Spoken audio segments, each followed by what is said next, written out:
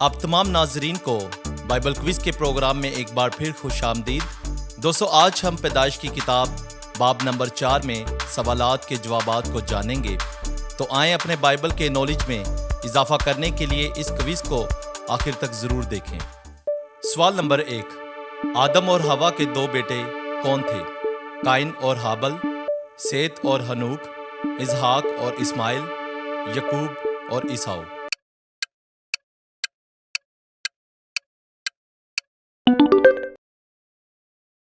سوال نمبر 2، قائن کا پیشہ کیا تھا؟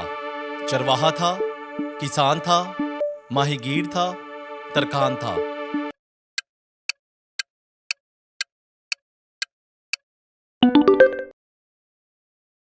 سوال نمبر 3، ہابل کا پیشہ کیا تھا؟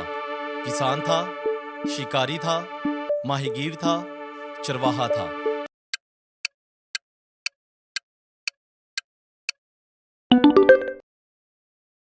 سوال نمبر 4، قائن نے خدا کو قربانی کے طور پر کیا پیش کیا؟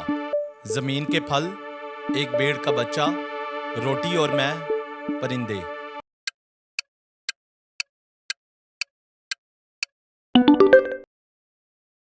سوال نمبر 5، ہابل نے خدا کو قربانی کے طور پر کیا پیش کیا؟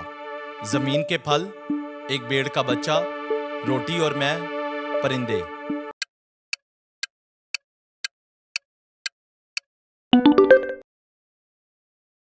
سوال نمبر 6، خدا نے کس کی قربانی قبول کی؟ قائن کی، ہابل کی، دونوں کی، کوئی بھی نہیں۔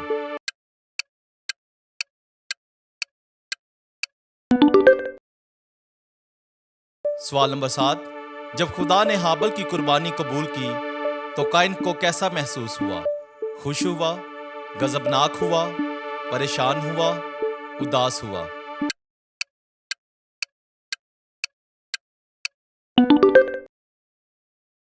سوال نمبر 8، قائن نے ہابل کے ساتھ کیا کیا؟ اسے ایک تحفہ دیا، اسے نظر انداز کر دیا، اسے قتل کر دیا، اس سے معافی مانگی۔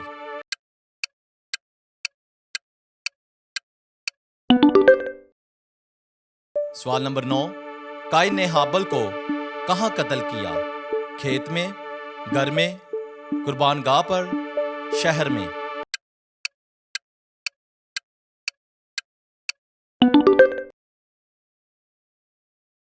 سوال نمبر 10، ہابل کی موت کے بعد خدا نے قائن سے کیا سوال پوچھا؟ تیرا بھائی ہابل کہاں ہے؟ تم نے کیا کیا؟ تمہیں اتنا غصہ کیوں آتا ہے؟ تم کہاں تھے؟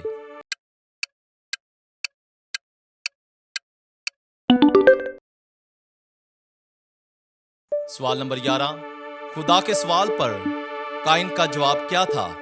میں نہیں جانتا، وہ گھر پر ہے، وہ کھیت میں ہے، میں اپنے بھائی کا محافظ نہیں ہوں۔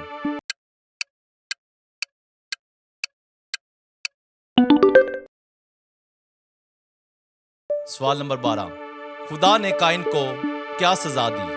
اسے آوارہ بنا دیا، اس کی فصلیں چھین لیں، اسے دوسری زمین پر جلا وطن کر دیا، اسے خاموش کر دیا۔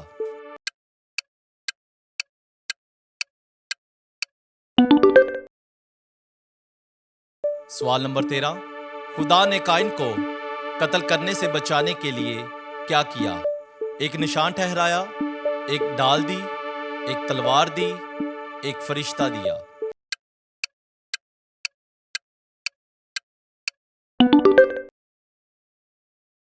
سوال نمبر 14، سزا کے بعد قائن کہاں رہتا تھا؟ نود کے علاقہ میں، عدن کے باغ میں، کنعان کے علاقہ میں، مصر کے علاقہ میں۔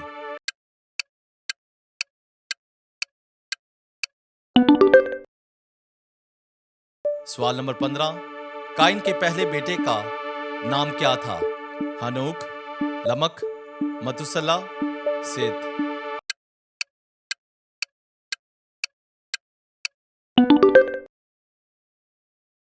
اپنے بچوں اور نوجوانوں کو بائبل مقدس سے روشناس کروانے کے لیے آج ہی ہمارے چینل کو سبسکرائب کریں، لائک اینڈ شیئر کریں اور بیل کے آئیکن کو دبانا نہ بھولیے گا تاکہ ہماری ہر نئی آنے والی ویڈیوز بر وقت آپ تک پہنچ سکے۔